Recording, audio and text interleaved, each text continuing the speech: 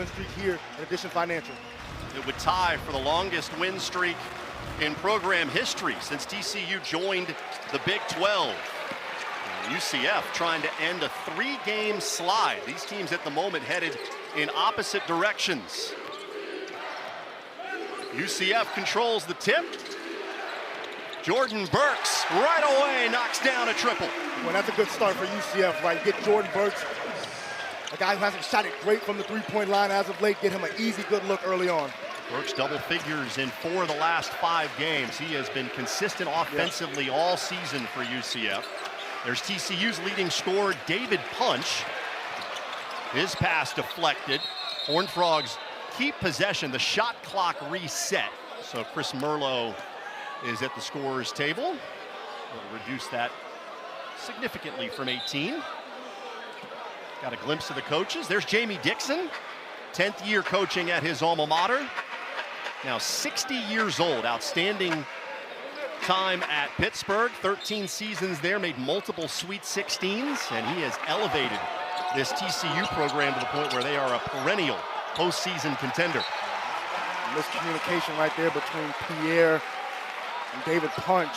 You're absolutely right, Austin. I mean, I remember when I was coming up as a kid and he was the head coach of Pittsburgh, and those groups are always built on physicality and toughness. And, when his teams at TCU have been at their best, they've had a similar identity. They say teams take on the identity of their coach. Well, if you look at Jamie Dixon right now, he's a model of intensity. There's the UCF starting 5. Significant to see JaMychal Stillwell back out there in the starting 5. He missed the game against West Virginia with an ankle injury. Able to go through shoot-around today. Looked good in warm-ups. He's got a brace on his right ankle, but back in the starting lineup for the Knights. So in the pregame warm-up, he was going back and forth between whether or not he wanted to wear the brace. Seems like he finally decided on putting it on. A little bit of influence from the coaching staff, I believe. So you are not playing without that ankle brace for Michael Stillwell. Xavier Edmonds off on the 3. Google saves what would have been a Themis Folks turnover.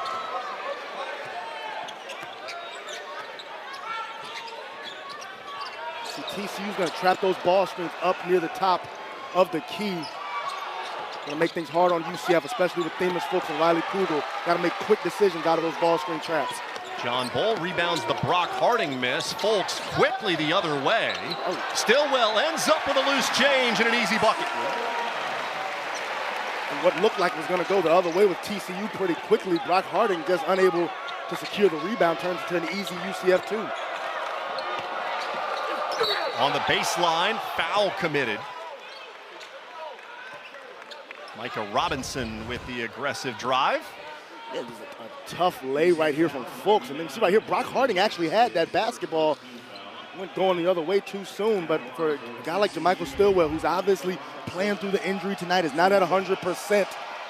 Getting a quick 2 on the board for him makes that ankle feel a little bit better. First free throw good for Micah Robinson. Saw the ankle brace there of Stillwell. His presence so important Absolutely. to this UCF team. Oh, I mean, it's, outside of Themis Folks, it's JaMychal Stillwell as the second most important player on this UCF team with the way he's able to defend, the way he's able to create second chance opportunities. He is really the glue that stabilizes this Knights group. Top 10 in the conference in rebounding, averaging 12.5 points and 8 rebounds a game. Burks on the baseline, got a step. 5 early points for Jordan Burks. That's just a great read by Themis Folks, right? That skip pass creates a long closeout for that low defender of TCU, and another early turnover for the Horned Frogs. Bull underneath. Burks, what a start for UCF. After the ball went through the hoop, you saw Jordan Burks maybe a little delay a game after the easy finish, just knocked the ball out of bounds. That is the call, delay of game warning.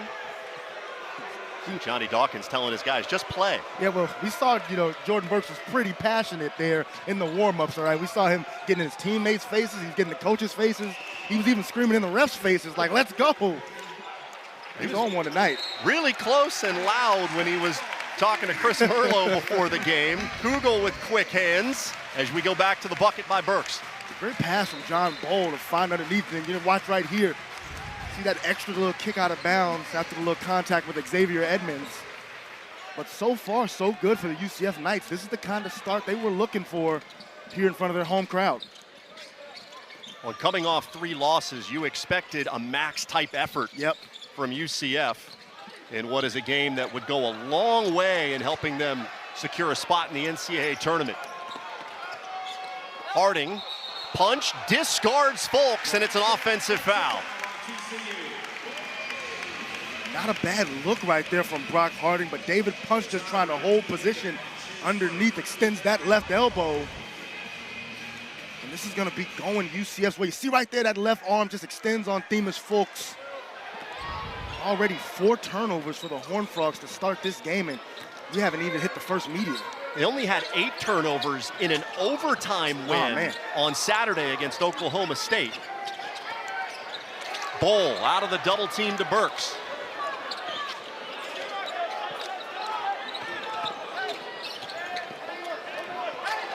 Bowl collects, 5 on the shot clock. Punch takes it away.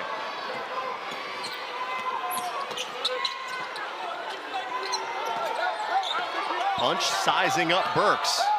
Spins and scores. He makes it look easy on the block. He does. You know, at 6'7", he's not the biggest interior player, but he's able to score up and over guys of a similar size, right? You almost want to play him with your biggest guy if you possibly can, because when he has a similar size matchup, it's advantage David Punch. Folks tees up Burks. Stillwell offensive rebound and a foul. 15:37 remaining in the first half.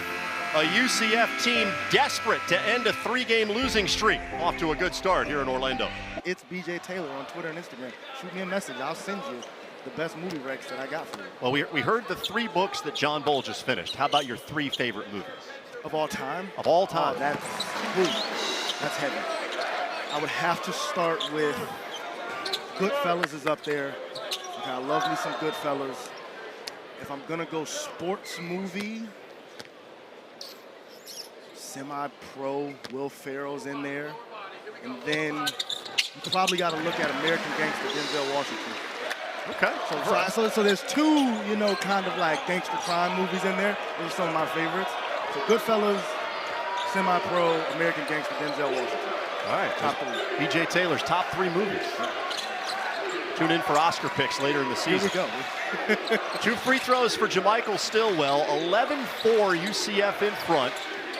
Knights coming off a gut-wrenching loss here on Saturday against West Virginia. They led by 14, but were outscored 28-13 in the final 7.5 minutes of that game. West Virginia ultimately pulled away for a 74-67 win as Litauris Lelevicius hits the 3 for TCU. He is a sharpshooter off the Horned Frogs bench. Yeah, you know, for a team who had a swarm of early turnovers, good for Lelevicius to come in and knock down a long triple. Jeremy Fumena in off the UCF bench, missed a good look inside. Tanner Toulson driving the baseline. He is fouled. See right here, nice feed inside to Edmonds. Works some action around, and Lelevicius just rotates up to that top of the key for the triple. And that's great. When your teammates know a shooter like him checks into the game and they find him immediately, do you know what that does for his confidence? You know how much more engaged he's going to be defensively now because he knocked down an early triple? It's good basketball from Jamie Dixon's group. Now shooting above 50% from 3 in Big 12 play, and there's another triple. Tanner Toulson. TCU players coming in off the bench and ready to shoot. This is a strong out of bounds under right there. You'll screen the screener, wrap around Tanner Toulson to the corner.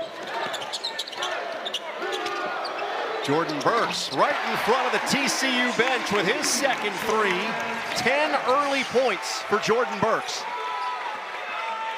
Can TCU contain the live dribble of UCF? It's one of the keys to watch tonight. Can they keep the ball in front and keep these Knights guards out of the paint? Because if not, it's going to be open 3s or dump downs to guys like Bowl and Fumena all night for UCF. Jaden Pierre, quick release. He's coming off a game in which he hit 4 of 5 from three-point range against Oklahoma State. You see right here, just a nice out-of-bounds under wrap. Tanner Toolson to the corner, gets the feet set. He's going to knock those down more likely than not. And this is what we're talking about, all right? You see Tanner Toolson defensively. Got to do a better job of keeping that ball in front. If not, now we get into rotations. Now the Knights are able to drive and kick and create those open shots that they want.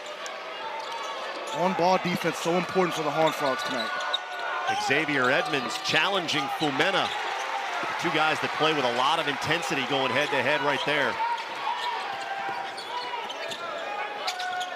None more important to keep out of the paint than this guy. Folks finds Burks. Into the lane. Folks had to work his way around Fumena. Yeah, 100%. Toolson running the floor. Cambridge altered that shot. Robinson comes away with a rebound. And a foul against UCF. On the Folks drive, you're absolutely right, Austin. Kind of ran into the back of his own teammate in Fumena. And then right here, Devin Cambridge able to challenge this shot up top. Make it tough on Toolson. Good job of sticking with it by Michael Robinson.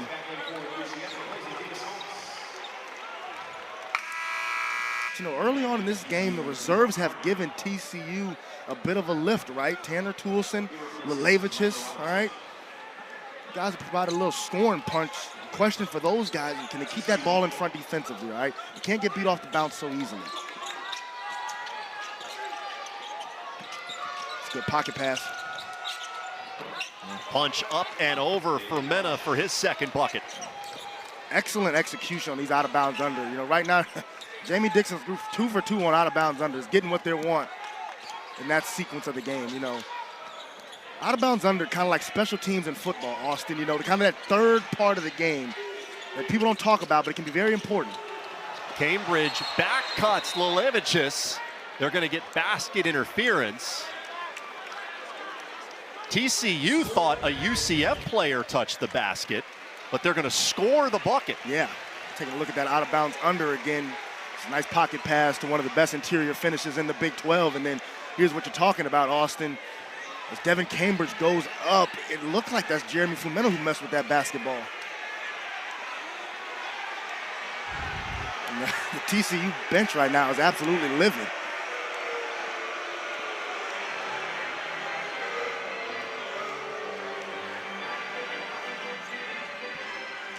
Jamie Dixon pleading his case. Chris Merlo asking him if he wants to challenge the call. Yeah. He's saying you can, but Jamie Dixon's looking at the second row of his bench and deciding not to based on the replay. Yeah. Well, you know, you only get one challenge a game, right, unless you get it right, and then you have one more second final challenge. So, you know, not even 8 minutes into this ball game, it's hard to challenge something so early. You got to be 100% sure in that challenge. Chris Johnson deflected into the backcourt. Harding just inside the free throw line, no. Toolson, who's been a menace on the glass the last 3 games, creates a second chance.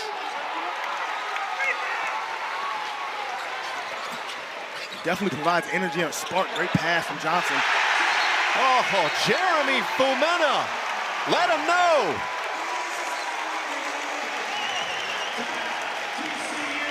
You will not see a more intense reaction the entire season than what Jeremy Fumena just produced after this hammer. I mean, you talk about kicking it ahead. Show a little emotion, big fella. Only with one more ranked matchup left on the schedule, right? UCF has that game out at BYU.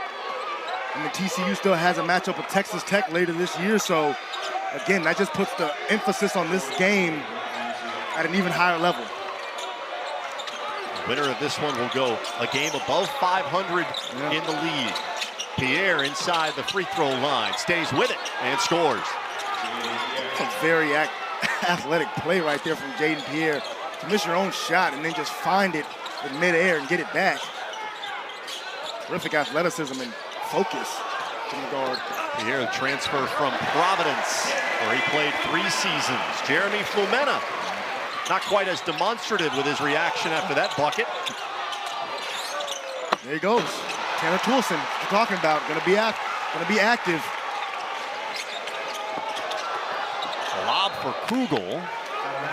Harding knocked it out of bounds, stays with UCF. And this is what I'm talking about. You see the miss right here, but watch how quickly he gets back on it.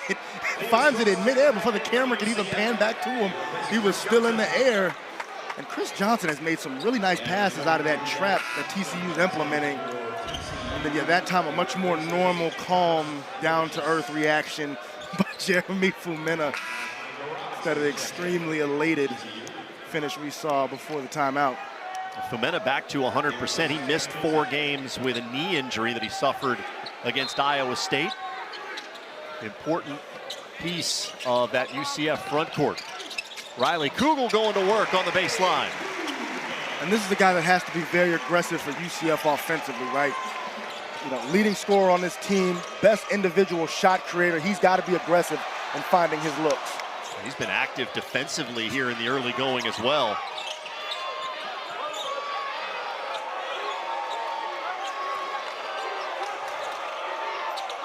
Punch will try a 3. Not the strength of his game. Just a 26% three-point shooter. Right, there was no rhythm on that three-pointer, right, Austin? It wasn't a driving kick. It wasn't a post-feed kick out. It was just a perimeter swing into a shot. Those aren't rhythm threes. You want to take rhythm threes. Devin Cambridge got position, and UCF has made its last 5 from the field.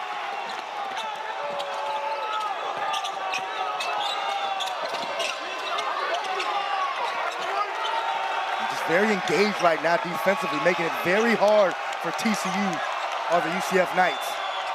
Harding off the screen, long with the 3, and Cambridge up high for the board.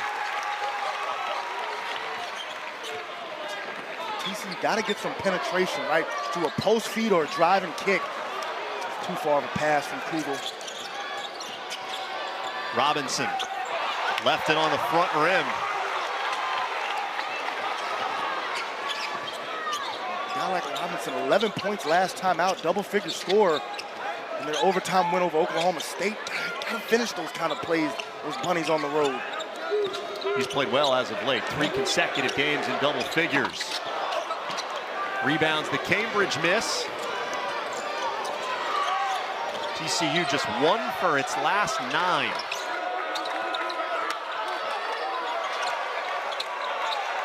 Folks is guarding Punch in the post. TCU unable to get it to him.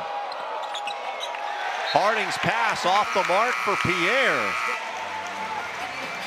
5th TCU turnover of the half. They've just been out of sorts offensively, right? They haven't been able to get into any sort of rhythm. This Knights defense has been very engaged. They've communicated at a high level. They're switching, they're pointing, they're talking. Right now, Jamie Dixon's group, whether it's a Brock Harding drive, creating in the paint, whether it's getting David Punch going, Xavier Edmonds, they got to find a way to get some consistent offense. But, you know, we're only through the first quarter of this game. Still a lot of basketball left to play. And if you've paid attention to the Big 12 throughout the season, you know, it really doesn't matter how big the margin is or how much time is left. Say that again, Austin. The Knights, much to their dismay, had that, a perfect example of that in their previous matchup with West Virginia. 14-point second half lead evaporated here on Saturday. Saw Iowa State come from behind with some Hilton magic last night against Houston. Folks slithering his way inside to set up Bowl at the rim. Yeah, I mean, that's just so good. The handle, the ability to keep your head up at the same time. He just gets where he wants to on the floor. His handle's so good, and he can always play with his head up to find his teammates. The reason why there aren't many setup guys better in the Big 12 than Themis Folks. John Bowl hits the first 2. Folks second in the Big 12 in assists per game and 12th nationally in that category.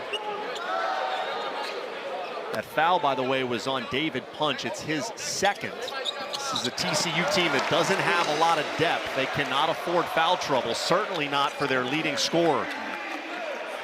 No, and not, you know, you're down double figures on the road. It's all hands on deck at this point, right? It's a crucial point in this game where you don't want to allow this lead to balloon anymore, especially on the road, because it's really, really hard to mount those comebacks. Bowl commits a foul.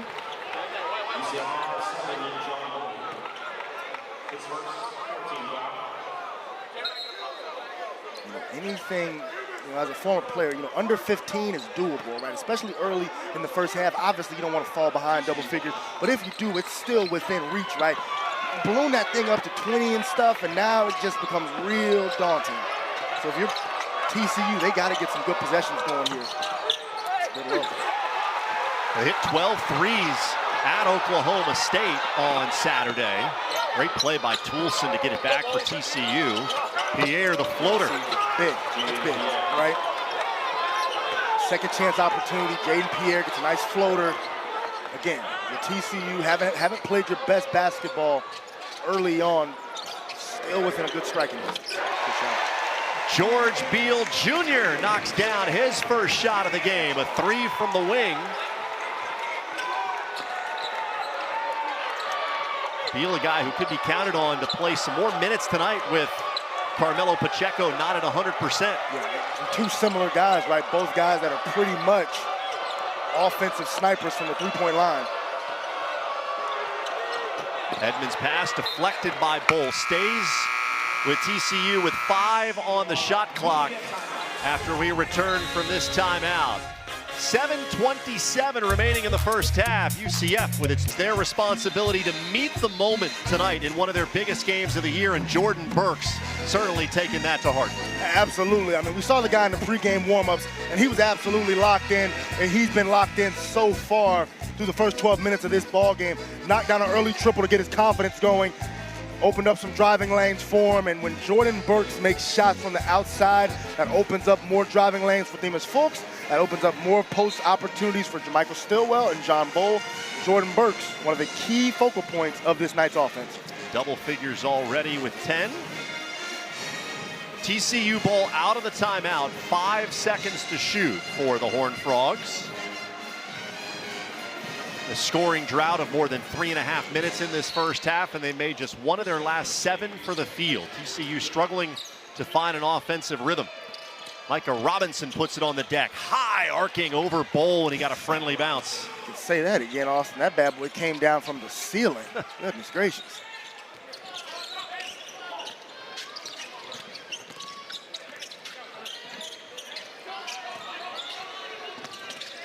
Burks crosses over on Lelevicius. Good job moving the feet, though. Stayed in front, stayed down. He's going to go ISO one-on-one right here. Three was short.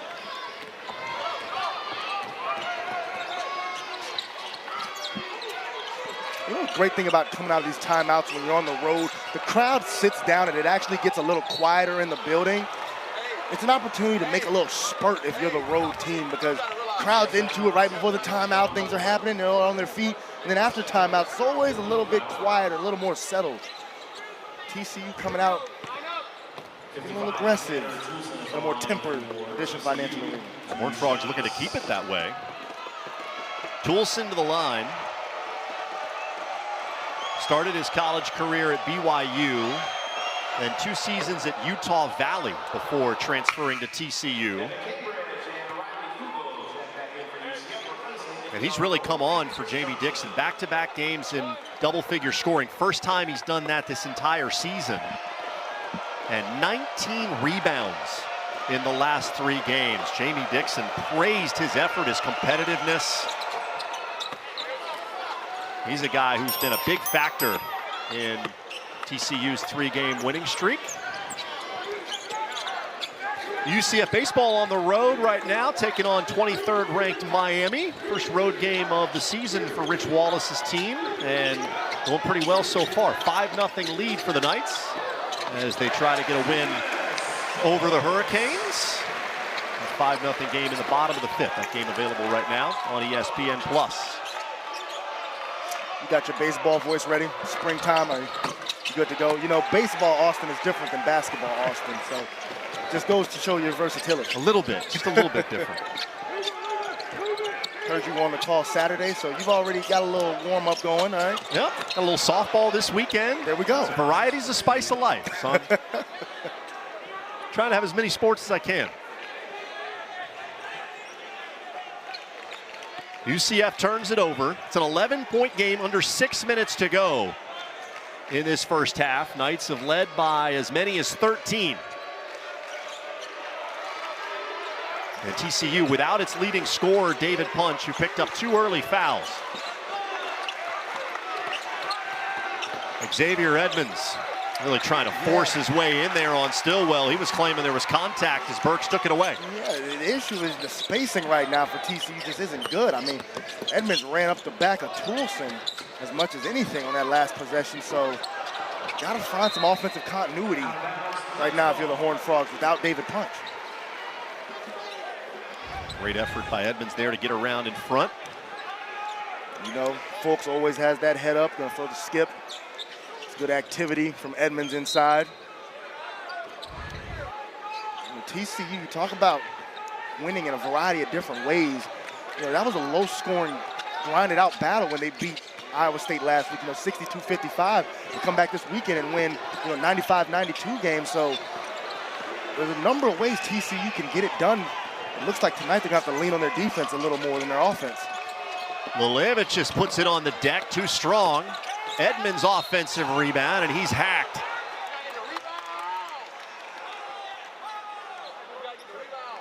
Let's check in with Danielle. She's got more on Xavier Edmonds. Yeah, also, being the youngest of 9 siblings, Xavier said that he got a lot of leeway, but also a lot of support. Xavier told me growing up, his siblings sacrificed a lot of their time to make sure he gets to practice, picking him up because they wanted to pour into his dream. And Xavier said they shaped him into who he is today, and they have kept him on the right track to reach this level. And, Beach, I know you have a sister and she didn't play sports, but what was it like growing up with her? I mean, anytime you have family in the building that supports you, all right, my sister was always at my game. She, even when she didn't want to be, she was there. And she was always one of my biggest supporters. So, it takes a village, as they say. It takes a family effort, whether it's brothers, sisters, moms, dad, aunts, uncles, grandmothers, grandfathers, right? Extended family. Just need that support system, Austin. I think you can count on anyone who's the youngest of 9 siblings is going to be pretty tough. Exactly. Yeah. One more free throw for Edmonds. He was the top JUCO recruit in the country. Played at Salt Lake Community College. And it took him some time to get adjusted to playing in the Big 12. But he has really come on. Double-doubles in 6 of the last 7 games, as he's unable to hit either of his chances at the line. Cambridge double teams. And a foul against Edmonds. What TCU does. It's kind of a junky defense at times because there's random traps and random switches. It's kind of like blitzing in football. When it works, it can really work. When it doesn't, you get yourself in some funky spots, It worked against Iowa State. Forced Iowa State into 17 turns. Tonight it's been kind of hit or miss. Big skip right there. Burks needed every inch of his 6'9" frame to snare it. Toulson sets up Robinson from the corner. Around and out. Now, TCU's had a lot of opportunities, just cannot find the range. Yeah, that's a really good look. We're talking about rhythm threes. Well, that's a rhythm 3 in transition. Just unable to convert. 2 for their last 11, 7 for 24 so far in the game for TCU.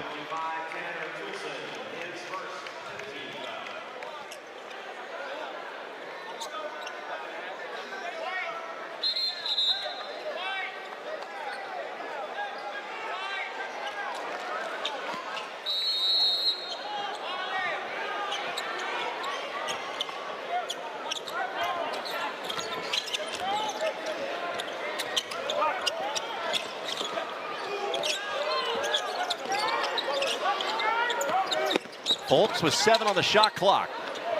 Burks from the corner. Knocks down another one. 3rd 3 of the first half for Jordan Burks. Terrific patience right there from UCF. Able to get that ball to the middle of the TCU defense, the weak spot of that TCU defense. We have another issue with the clock.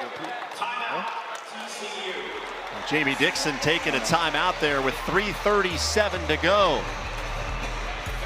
Well, Jordan Burks red hot in this first half for UCF. His third three gives the Knights their largest lead. Have to post feed or dribble drive penetration, too much out on the perimeter. And right now they're going to see a little nice 2-3 zone, so got to get that ball to the middle. Perfect. David Punch back out there with the 2 fouls and making an impact right away.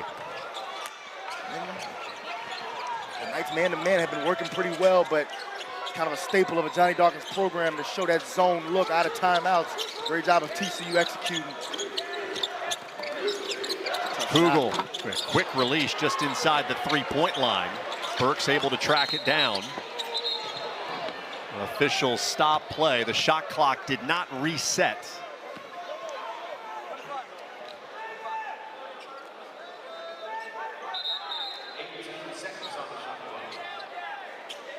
So officials get it taken care of. Chris Merlot ready for someone to stand next to him and throw it in.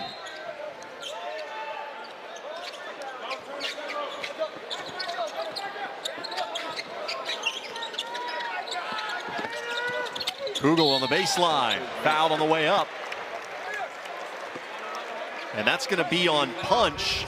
It's his third. You see, he reaching out front early, and then he gets a miscommunication on the switch.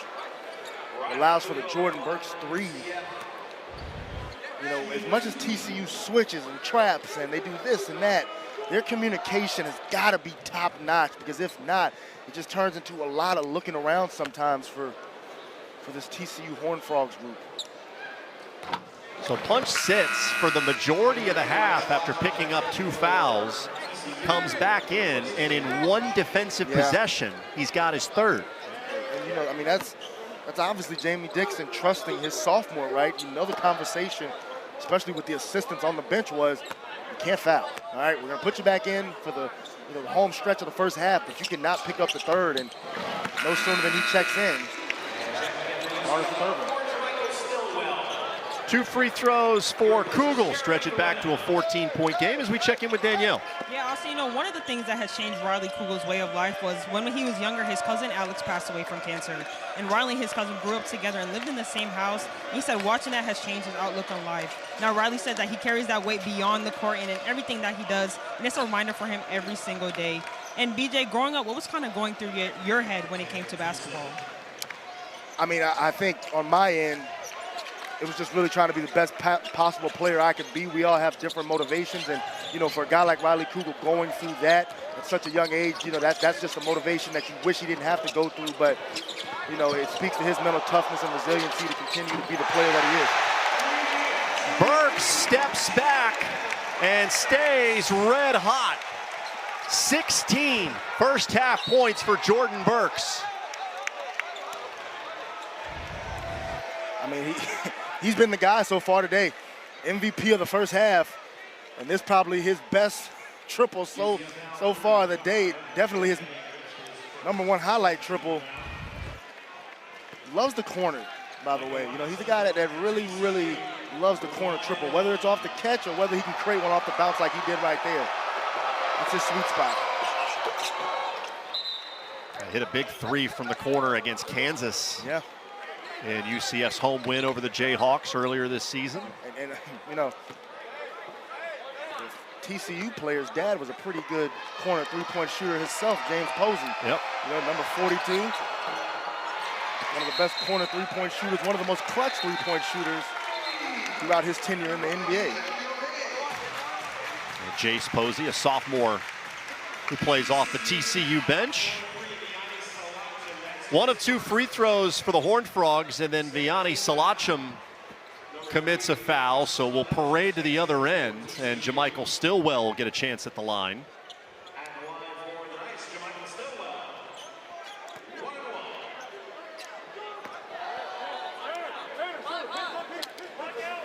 Stillwell again did not play against West Virginia here on Saturday due to the ankle injury. 3rd missed game of the season. A guy who's shown great improvement at the free throw line this year. He's up to 72% now. He's hit 11 of his last 12.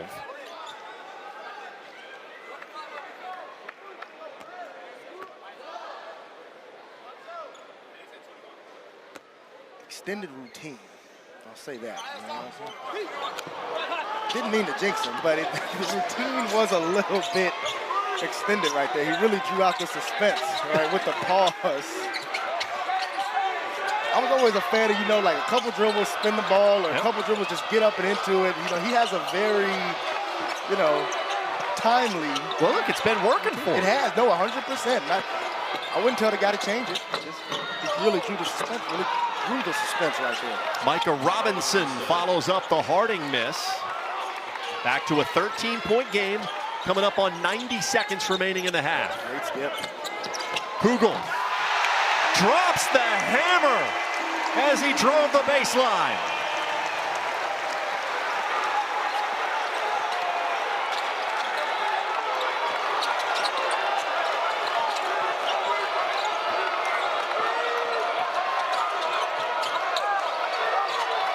Too much one-on-one right now for TCU Austin, right? Like, where's the penetration? Got to get downhill. Got to create something in the paint. Toulson gets fouled. As you look at flight 2, cleared for takeoff. 100%.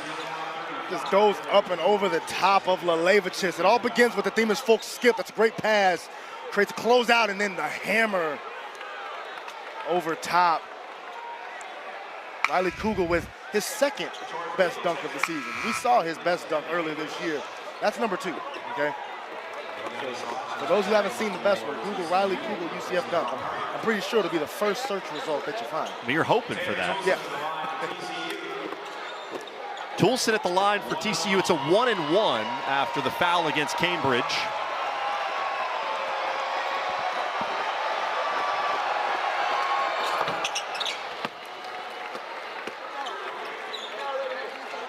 Toulson is TCU's leading scorer in this first half. He's got 8. David Punch and Xavier Edmonds combining for 6, only 6 in the first half. Hasn't really been a winning recipe for TCU throughout the season. Those two guys got to come out of halftime with a little bit more force and a little bit more impact on this game offensively. UCF will take the use it or lose it timeout with 61 seconds to go in this first half. As you get closer to March, you hear talk about quad 1, quad 2 wins and the impact those have on a team's NCAA tournament resume. UCF right now with 4 quad 1 wins. See, at Texas A&M, that was early in the year. 2 home wins over Kansas and Texas Tech, and then right now the road win at Colorado, a quad 1 win. 100%, and then obviously the idea is that those Texas Tech and Kansas wins continue to get better. So right now, Joe Lunardi's projection is that UCF would be a 10 seed. That's one of the last 4 teams with a bye in the NCAA tournament. That means they stay out of the first 4. Yep. See 49 in the net. And again, if UCF or TCU can finish above 500 in the Big 12, that is a virtual lock to make the NCAA tournament. So even though we've talked about how pivotal this game could be for both of these teams, look, you look at the remaining schedules, still a decent chance that each of these squads could finish above 500 in the league. No question. I mean, the opportunities are there for both of these groups, right, with the scheduling and the number of games they have left. So, as much as we've made this out to be kind of like a, you really want to get this one, it's not absolutely needed for either group. It would just go a long way in helping. 9-second difference between game clock and shot clock. Jaden Pierre with it at the top for TCU. UCF's largest lead has been 15. Right now it's a 14-point margin. Pierre the kick. Lalevichis unable to hit. Burks comes down with it. UCF with one final chance. Got to stop the ball on this guy. Folks throws it away. Toulson with 2, with 1. He's fouled by Beal with 1/10 of a second on the clock.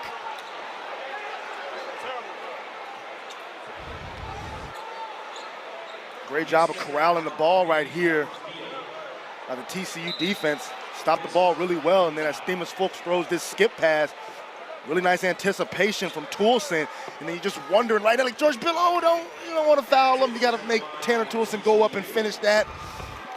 less than 0.5 left on the game clock.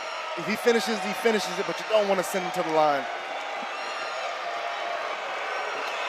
Toulson's been huge Yes. for TCU this half. Horned Frogs indifferent at the line. They're now 6 of 11. Indicative of the type of shooting night it's been for them. Not good overall, not good from 3, and not great from the line. You know, but this might sound crazy. As bad as they've played, to only be down 14, that's not horrible. It's still doable. You come out with a strong punch to start the second half. You can cut this thing to single digits really fast.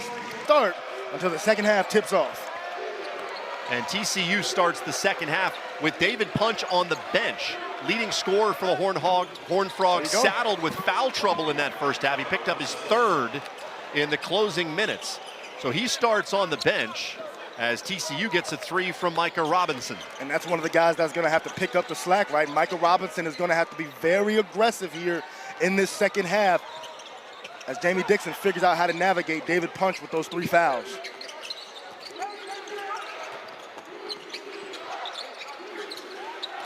Stillwell, free throw line extended with 10 on the shot clock. Muscles his way inside. Burks on the deck. Defended well. Burks stays with it. 2 good looks. Neither one falls. A score and a stop. First 2 possessions of this second half, exactly what TCU needed. And this is what I'm talking about, Austin. As bad as they played in the first half, a score right here, single-figure game. See, you're right back in it. Micah Robinson taking it to the rack. Kugel hits him on the arm. So 2 free throws coming for the sophomore from Kansas City.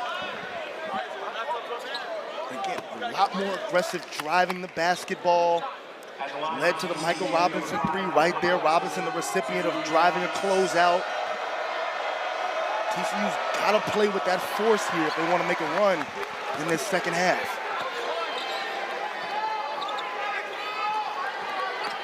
A rare sighting of Jamie Dixon sitting down. That was rare. Right? I don't know if we're going to be able to cut away to that to the rest of the game. All right? That's probably the last time. He's already up. Yep.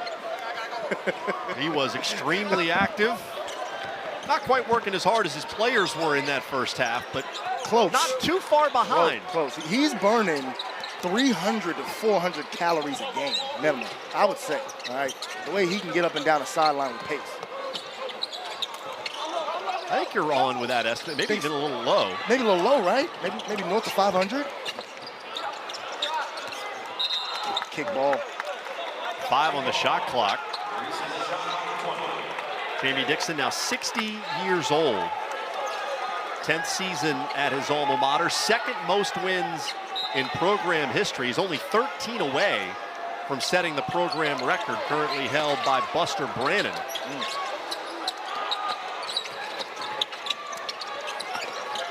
Folks navigating his way against a lot of traffic. Great job staying down by Toulson. Stillwell had no angle there, able to get the reverse to go down. And that's just a chemistry between a couple of guys who came over from Milwaukee together last year in the Horizon League. No 2 players on the court have a better chemistry than Stillwell and Fulks. Edmonds up and over Bowl. That 3 doesn't go. Out of bounds, it will stay with TCU. This is late in the shot clock. You see 6, 5. Have the patience and not be rushed in that scenario. Just remain poised and find your cutting teammate. Again, that's Fulks Stillwell connection. It is a Fulwell. It is a Fulwell connection, right? Should have changed it. So well connected. You got to combine the 2. Yeah. Toulson cutting down the lane. Harding's pass was off target. Kugel went up with bad intentions and got hit by Pierre.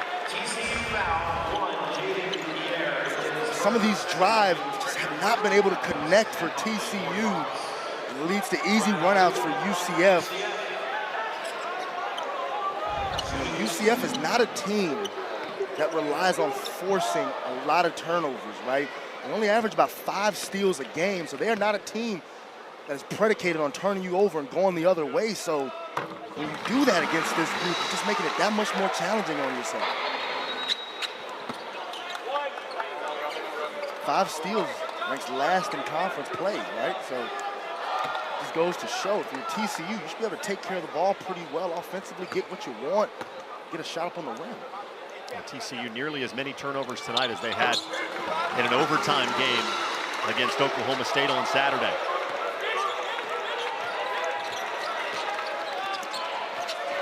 Back to a 14-point margin.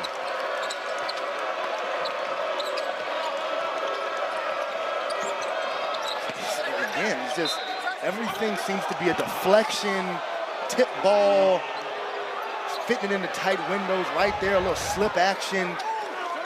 As Edmonds goes over, trying to find Robinson on that slip to the rim, but the Knights' engagement defensively and the length of John Bowe just making things tough on the Horned Frogs. Pierre, a little hesitation. Robinson lost his footing on the baseline. And the result is a foul against UCF. That's on Kugel, and it's his 3rd. Yeah, definitely a foul right there. Just a little too handsy from Riley Kugel. Caught with his hand in the cookie jar. So each team's leading scorer is going to be on the bench with 3 fouls. Kugel picks up his 3rd. And we've yet to see David Punch in this second half for TCU. You gotta wonder, if this lead continues to grow for UCF, it's a nice move by Michael Robinson. At what point do you put Punch back in, even with the 3 fouls, right? I would imagine around that 12-minute mark, Jamie Dixon looks to insert him back in the game, but it all depends on whether or not they keep this lead close and keep this game close.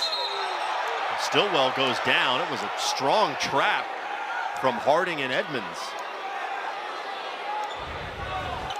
You know, not the easiest thing in the world to knock Jermichael Stillwell down. He actually threw the left arm right there. Could have been called for an offensive foul against Xavier Edmonds.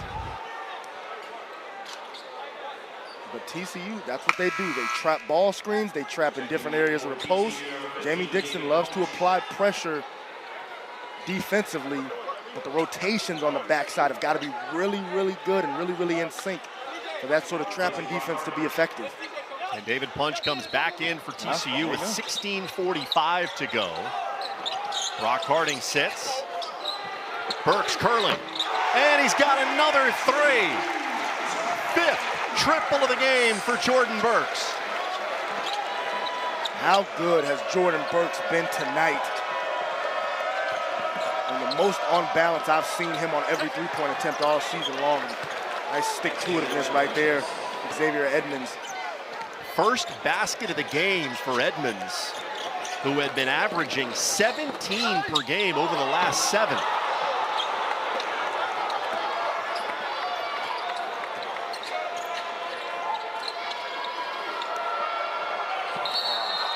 Punch trying to enter it to Edmonds. He was locked up with Bowl, and the foul's now starting to mount for UCF here in the early part of the second half. That's an important part of what TCU does.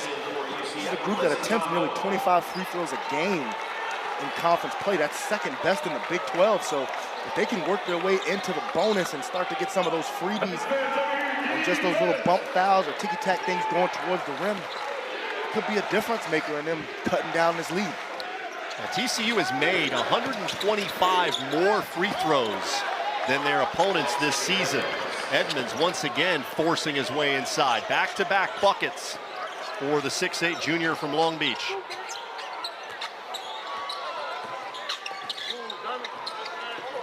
Got a good matchup inside. Stillwell being defended by Pierre. Got the high-low.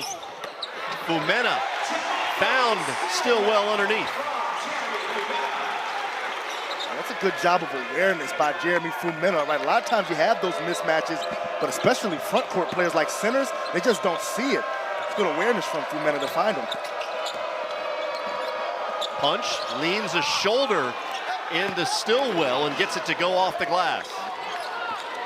I tell you what, 3 fouls, 4 fouls, he's going to remain aggressive, right? He's going to throw his body around.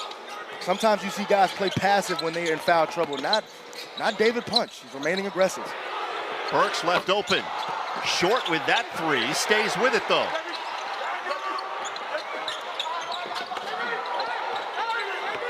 Johnson bounces it right back to him. Able to flip it up and in.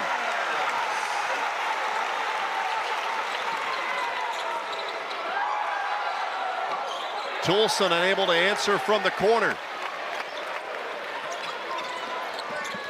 Knights on the run. Folks will keep it.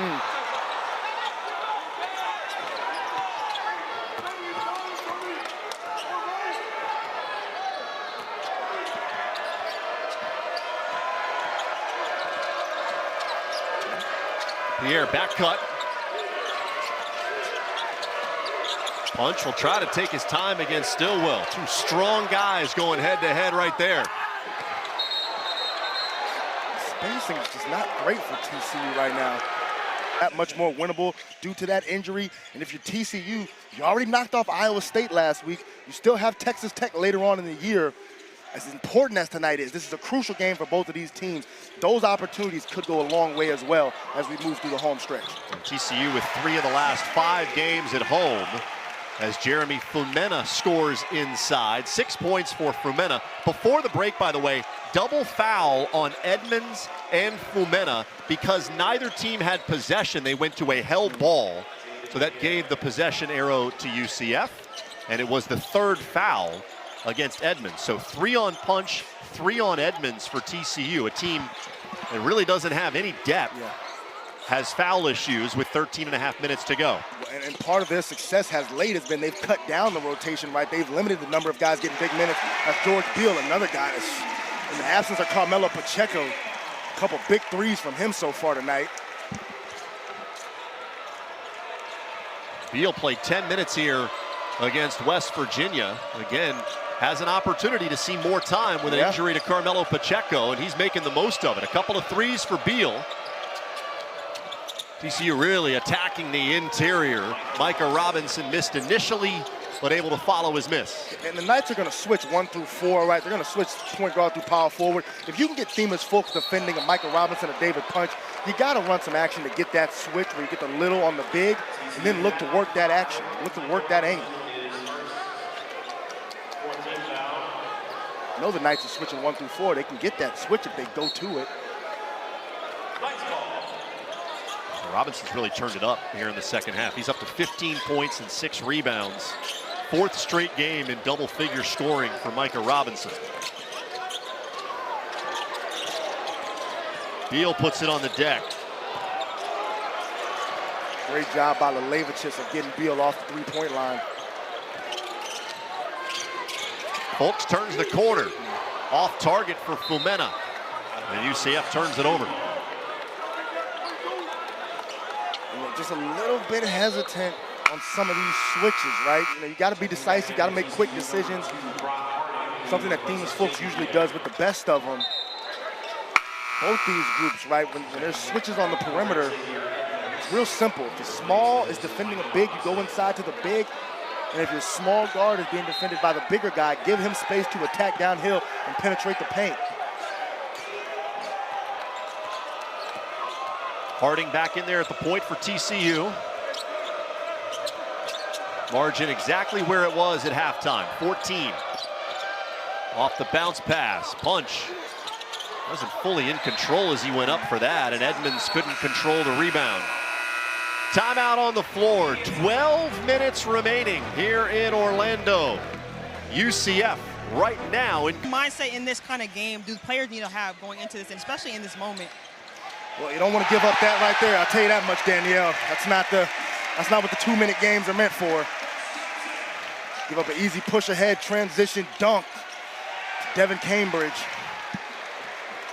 Well, this is exactly where UCF was against West Virginia here on Saturday. They led by 14 going into the under-12 timeout. West Virginia went on an 11-2 run before the under-8 timeout, and it completely flipped the game as Toulson pounds it through. I didn't know he had that. I think that kind of caught both of us off guard. Devin Cambridge is one of the one of the highest jumpers on this Knights team. He didn't even give it a try. He said, nah, you got it, big fella. Go ahead. Throw it down. Toulson in double figures with 10. Bounce pass inside. Fumena.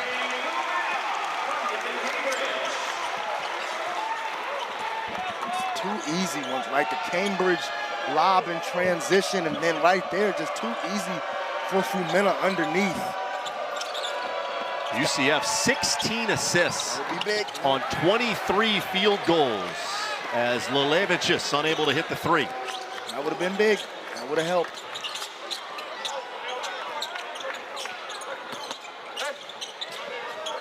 Beal, quick release from the corner. Well, he is feeling it. George Beal with one of his best performances of the season. He's got 9.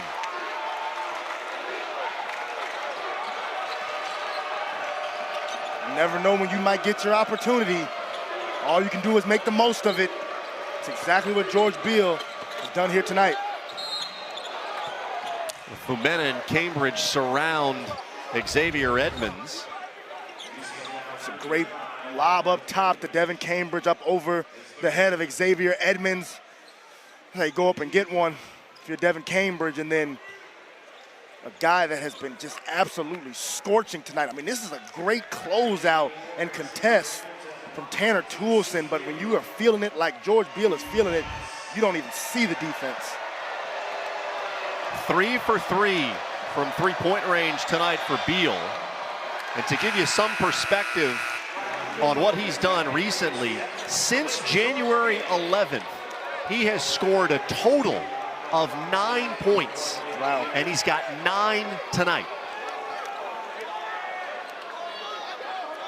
All in efficient fashion. I mean, 3 of 3 from the three-point line, has not missed from deep land as of yet, Austin. I mean, this is the kind of performance that, you know, even when everybody gets fully healthy, you know, Johnny Dawkins looks down that bench and game's coming up, he's gonna go. We gotta give George Beal a try. We gotta give him a chance.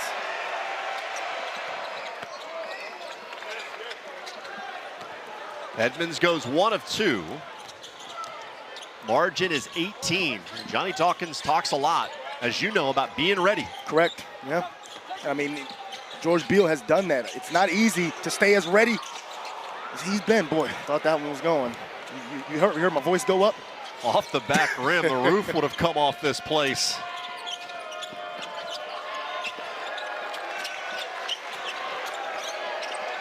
Robinson, he's had it going for TCU. Robinson now up to 18.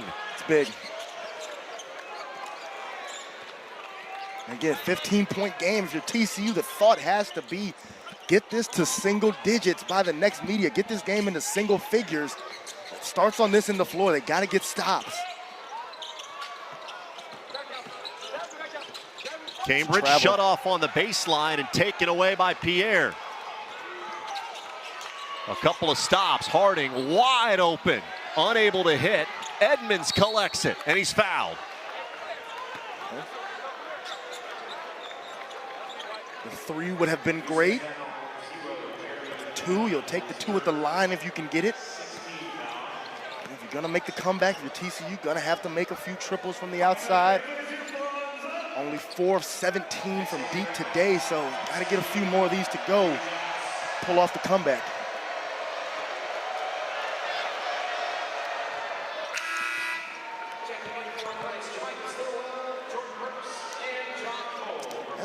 Things with TCU, you know, 69% free throw shooting team, and you know, what are they today, Austin, from free throw line?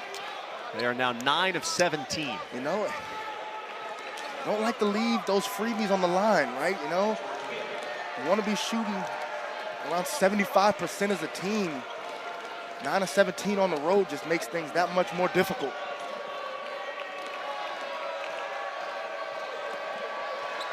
One more for Edmonds, shooting into a variety of distractions. The palm fronds not as prominent as they normally are. It gets the job done from the UCF student section.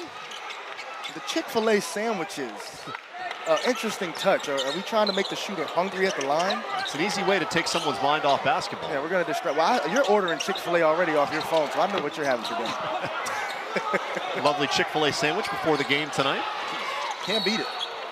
Pierre running the floor.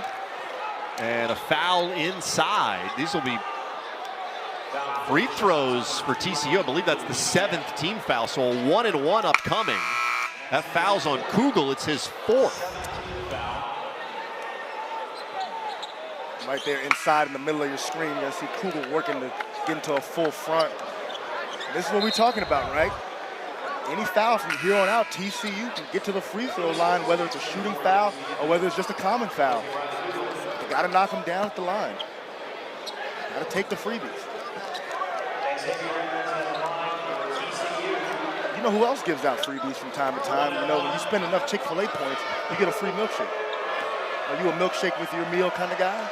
I'm not a milkshake with my meal kind of guy. I'm a milkshake separate. Okay, separate all kind right. of guy. So you'll go through Chick-fil-A and just grab a strawberry milkshake, vanilla milkshake, and go on about your day? If the moment's right. Okay, okay, I like it. Edmonds hits the front end of the 1-and-1. He was 2 for 6 at the line before that make. A big fan of the cookies and cream shake. Terrific. Chick-fil-A. Absolutely. Can't. I mean, any cookies and cream shake. Yeah, it's tough. Hard time going the wrong direction there. Right. It's a recipe that was meant for each other. You know, cookies and cream were just meant for each other. You know.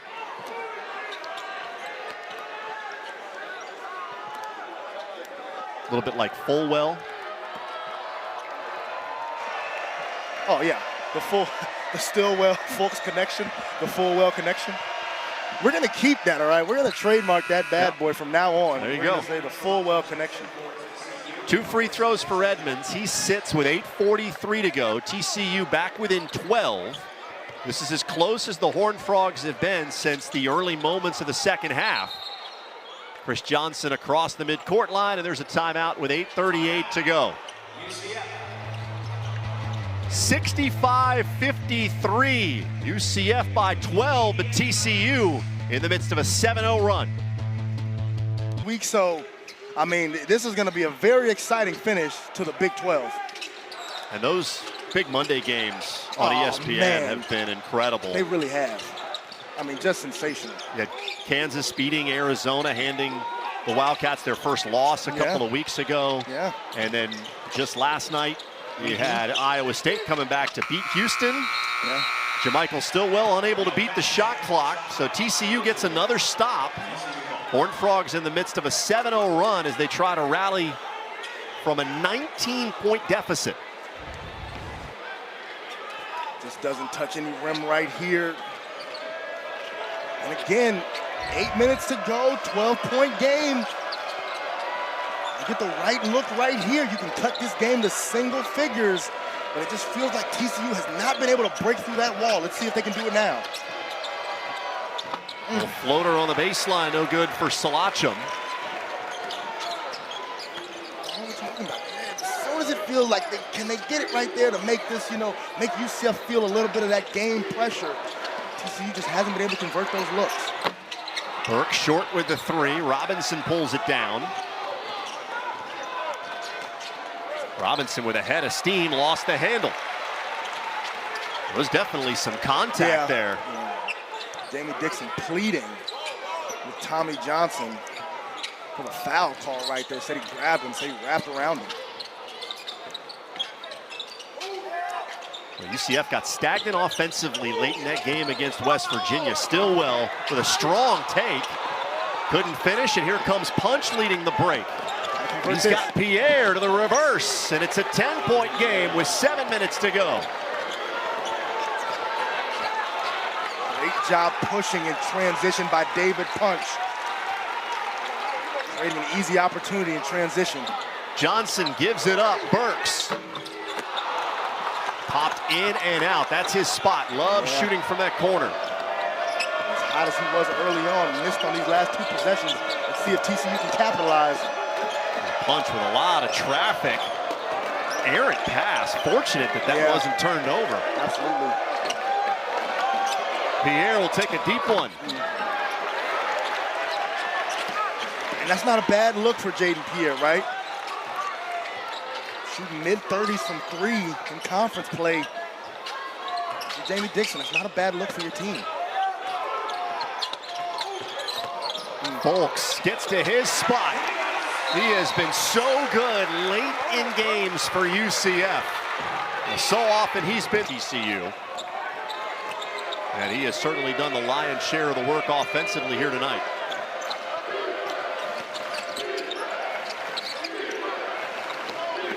That's a tough matchup to run this action to get punched the ball inside, but being defended by Jermichael Stillwell, Austin, that's just not going to work. If you're going to run some action, you got to get Stillwell off a punch so that he has some sort of advantage down there. Punch is a stout, well-built guy, but you're not going to find anybody that's got more girth inside than Jermichael Stillwell. Right, you know, it's not really an advantage for Punch. Bull does a good job catching that bounce pass from Burks. Again, late clock. Folks has the answer. Oh, that bucket will count. Yeah. Let's take a look here, Austin. And it's going to stay at this end of the floor. Yes, Fulks goes in. Let's see where it's. Bull slaps the net right there. They got Punch for a foul.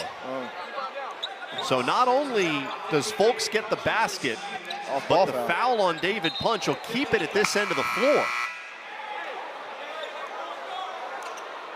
And Jamie Dixon is indicating he wants to appeal that call. Out to half court with it.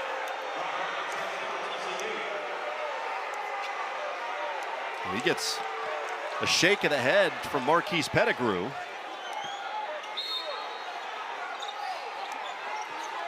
Not going to get the appeal.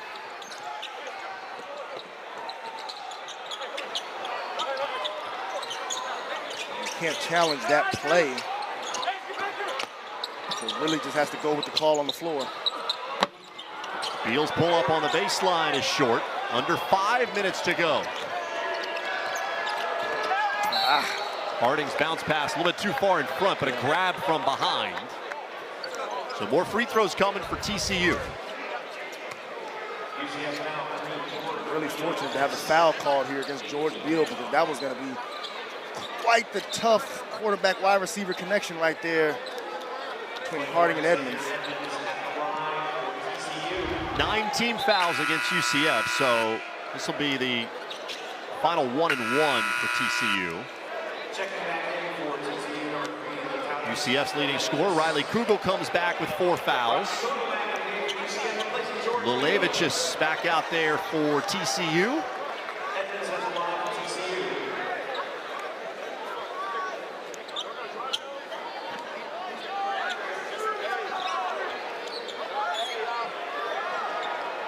Taking a lot of time to wipe up the perspiration on the floor. Well, mob crew is very important to the game, right? To the safety of the game, to the safety of the players, right? Mob crew, one of the more underrated aspects of college basketball. Got to get a clean floor. That's my TED Talk. Kugel with 4, 3 each on Cambridge, Bowl, and Fumena.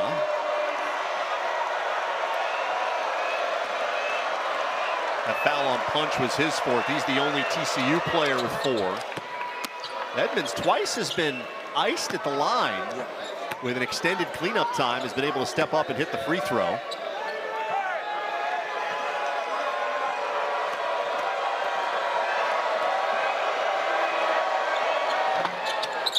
Now 6 of 10 at the line. He's in double figures with 10 points and 7 rebounds.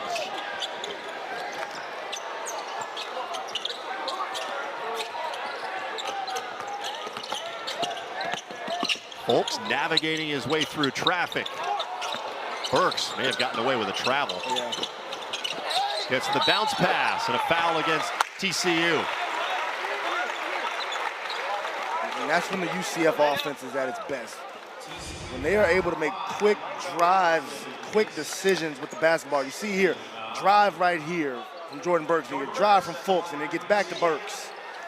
Right, when they drive closeout after closeout after closeout, they're very effective offensively.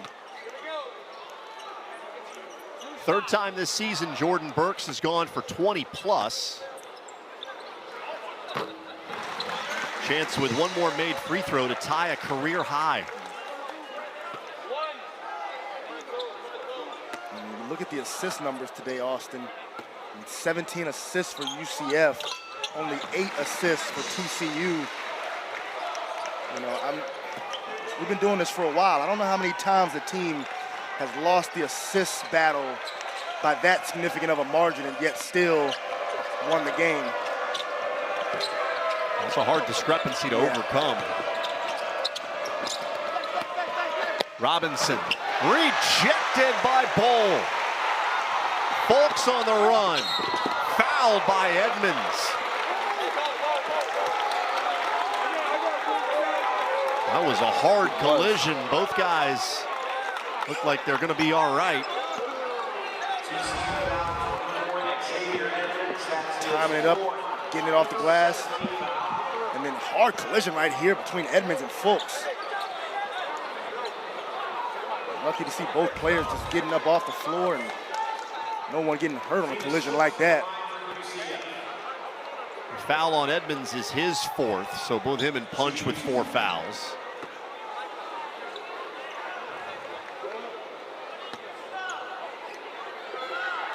Two free throws for Folks. Quiet night for him scoring-wise. That's just his 7th point, but he does have 7 assists. And you know, that's when really Demus Fulks in this group is at its best. When he has to score 20 plus, they've had games this season they've won like that, but they are at their best when he is able to be a facilitator and play make for Jordan Burks, for Kugel, all right? John Bowl and Stillwell inside. So while he is a capable scorer, as he's gonna go create an easy bucket for himself right here, we dunk it. Oh, kind of got us excited there. A little 5'10" guard. He's 6'2", but he was thinking about punching one. Boy, Edmonds was thinking about punching one. There was no hesitation there. And Bowl commits the foul with 3. For all you kids at home that may want to get into sports broadcasting, preparation is everything. And nobody embodies that more than Austin Lyon, all right? That is elite level preparation. Come for the college hoop, stay for a little college softball. There we go. First free throw rims in for Edmonds.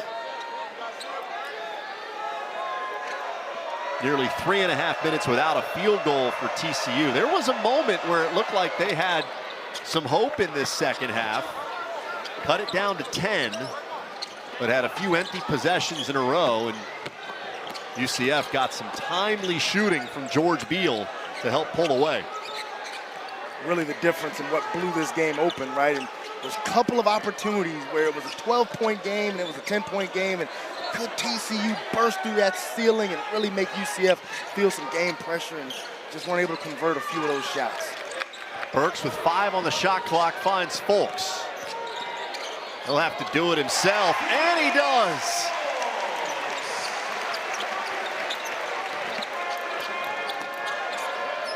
Well, so often Folks has met the moment in those late clock situations. As Punch goes right up into Bowl and is able to roll it home.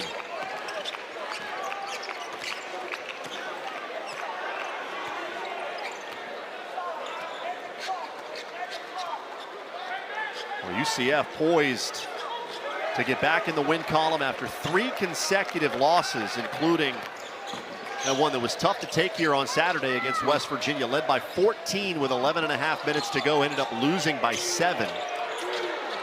Burks lets it go from deep. And you also got to, you think Austin had foul trouble at David Punch, right, in the first half, and TCU never really be able to find a rhythm as Harden gets one to roll. It seemed like they never were able to hit their stride offensively in this game. It's been clunky the entire time through. Brock Harding with the jumper and a timeout by, as we mentioned, no Big 12 team that's ever finished above 500 has been left out of the NCAA tournament. And even though TCU is going to fall to 6-7 with this defeat, they've got a manageable schedule the rest of the way. Good question. Big challenge with the game against Texas Tech, but 3 of the 5 games are at home. Kugel lost it up against the bottom of the backboard. Punch, great spin on Cambridge. Down to 12 with 1:48 to go.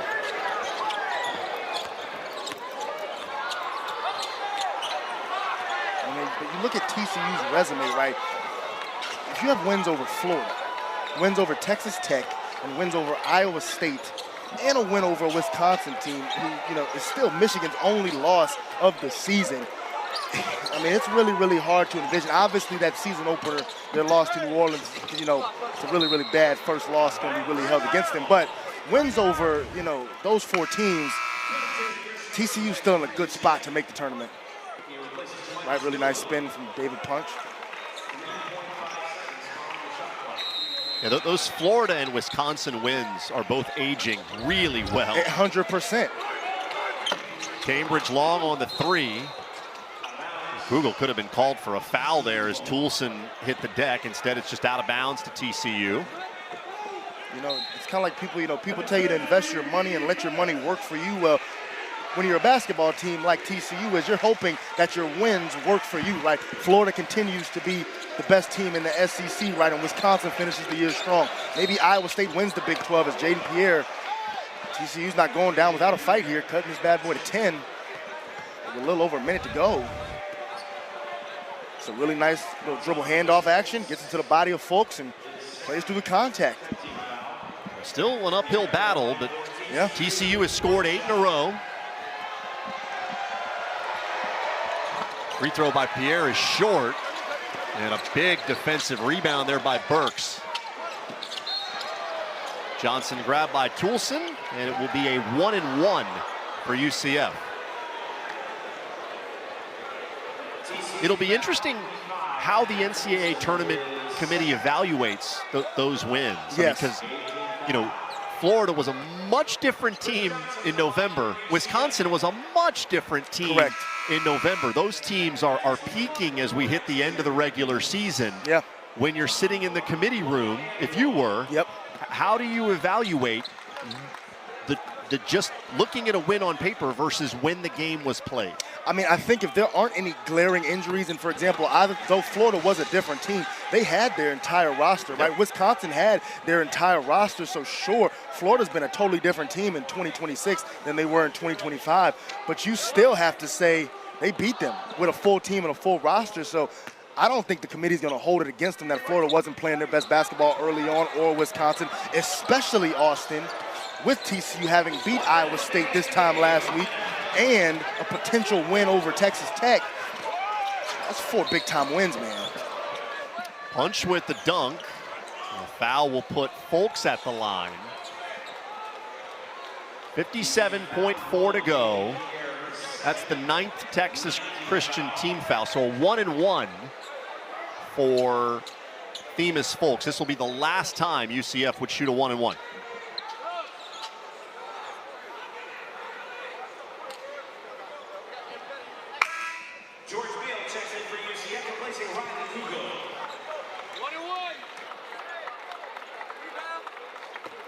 Earlier we told you UCF baseball on the road against Miami, trying to get a win over the 23rd ranked team in the country. That game has now gone to extra innings. UCF led 5-2 going to the bottom of the 9th. Miami scored 3, and so it is 5-5 top 10. So once this one's over, chance to flip over to ACC Network Extra, see some bonus baseball. 2 big free throws from Fulks, back up to 11. Toulson nearly threw it away there. Punch will try a 3. That's long. Beal the rebound. He is fouled.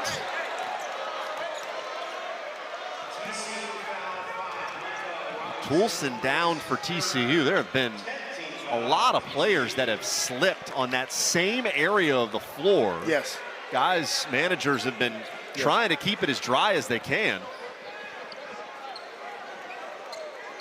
And see, we do it the old-fashioned way, right? Hands and knees, just a towel, get down there and get into it. All right, clockwise motion, then you go to a counterclockwise motion, then you get back to a clockwise motion, all right? It's the best way to get sweat off the floor if you didn't know. Some schools, some universities go with the mop, right? Come out with the mop like NBA teams do, but that's not how UCF does it, all right? UCF goes with clockwise motion, counterclockwise motion, clockwise motion.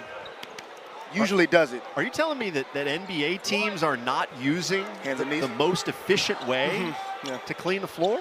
Well, you know how things are in the NBA these days, man. You know, it's glitz and the glamour, and it's the show and everything. You know, it has to be pretty, and you know, getting down on your hands and knees, really getting in there, just isn't as pretty.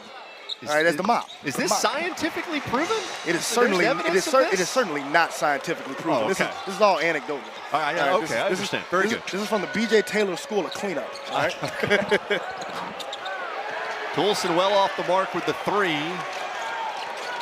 Burks taking it inside, and he missed a chance for what would have been a new career high. Robinson blocked by Burks. Edmonds stays with it. Foul with 23.1 to go. That's likely going to be all. You wonder if Jordan Burks knows that bucket would have been a career high. He reacted as though he knew. Yes. You also wonder, 6'9", about a 7-foot wingspan. Austin, hypothetically, if you were that size, what would you have gone up and done? You probably would have tried to dunk it. I'm not sure.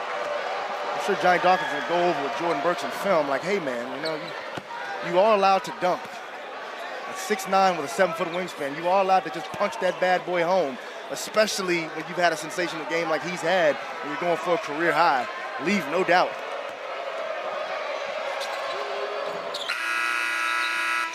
I was never 6'9", right? For those at home, you're talking to a 6'2" listed, real-life 6'1" guard here, right? I never had that 6'9" ability to just go up and punch one, but I wish I did. The 2 free throws by Robinson bring him up to 20. Toolson, no quit in his game. Out of bounds, it stays with TCU. The valiant late effort is going to go for naught. TCU's 3-game winning streak will come to an end. And UCF's 3-game losing streak will also come to an end.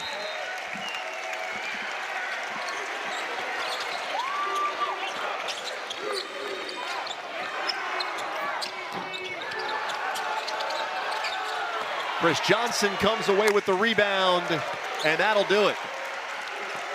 Well, UCF bounces back after a gut-wrenching loss here on Saturday, and the Knights win it 82-71 to get back above 500.